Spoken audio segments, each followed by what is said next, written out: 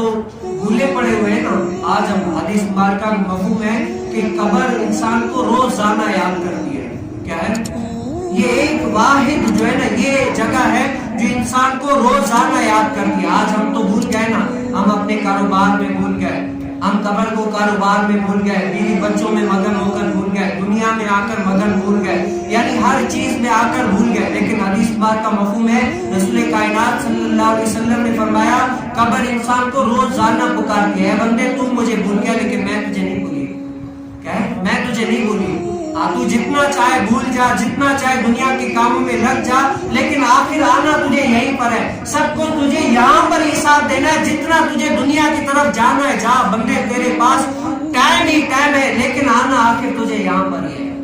आज बताओ मैंने कब्र के लिए कितनी तैयारी की है? मैंने कितनी तैयारी की है? मैं भी तो जाऊंगा ना, ये मेरे अमाल है। मेरे लिए भी कोई ना कोई जमीन का जगह मुख्तस हुई होगी कि फुला यहाँ पर आप होंगे, वहां पर होंगे, लेकिन मैंने तैयारी